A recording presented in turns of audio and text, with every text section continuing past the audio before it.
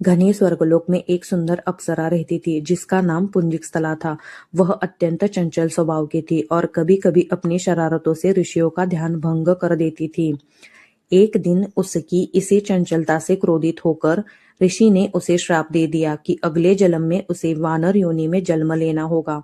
यह सुनकर वह अप्सरा घबरा गई और तुरंत ऋषि से क्षमा मांगने लगी। ऋषि का क्रोध थोड़ा शांत हुआ तो उन्होंने कहा, जब वह सच्ची भक्ति और तपस्या करेगी तब उसे इस श्राप से मुक्ति मिलेगी और उसका जीवन महान बन जाएगा। समय बीता और वह अप्सरा पृथ्वी पर जन्म लेकर अंजनी माता बनी। उनके मन में हमेशा यह बात रहती थी कि उन्हें अपने जीवन को सार्थक बनाना है। एक दिन उन्होंने निश्चय किया वह कठोर तपस्या करेगी और भगवान शिव जी को प्रसन्न करेगी।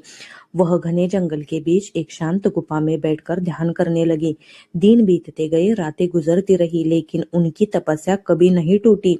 न तेज धूप उन्हें डिगा पाई, न ठंडी हवाएं। उनका मन पूरी तरह से भगवान शिव की भक्ति में डूब चुका था। एक दिन एक साधु उनके सामने प्रकट हुआ। उसकी आंखों में एक अलग दिव्यता थी। उसने धीरे से पूछा, देवी, तुम इतनी कठिन तपस्या क्यों कर रही हो? अंजनी माता ने शांत स्वर में उत्तर दिया, मैं एक ऐसे पुत्र की कामना करती हूँ जो महान हो, शक्तिशाली हो और भगवान का सच्चा भक्त बने। साधु ने फिर से उनसे एक कठिन प्रश्न पूछा, अगर तुम्हारा पुत्र हमेशा तुम्हारे पास न रहे और संसार की सेवा में लगा रहे तो क्या तुम उसे स्वीकार करोगी? कुछ क्षणों के लिए अंजनी माता मौन हो गई। एक माँ के हृदय में ममता और त्याग के बीच एक गहरा संघर्ष चल रहा था। लेकिन फिर उन्होंने मुस्कुराकर कहा, अगर मेरा पुत्र भगवान के कार्य करेगा तो वह मेरे लिए सबसे बड़ा सुख होगा।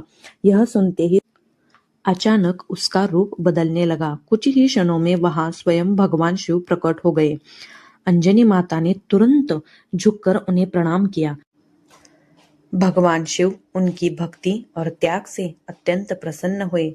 उन्होंने आशीर्वाद देते हुए कहा, तुम्हें ऐसा पुत्र मिलेगा जो मेरे ही शक्ति का अंश होगा और संसार में धर्म की रक्षा करेगा। कुछ समय बाद उसी आशीर्वाद से फलस्वरूप जन्म हुआ हनुमान जी का, जो आगे चलकर भक्ति, शक्ति और सेवा का सबसे बड़ा प्रतीक बने।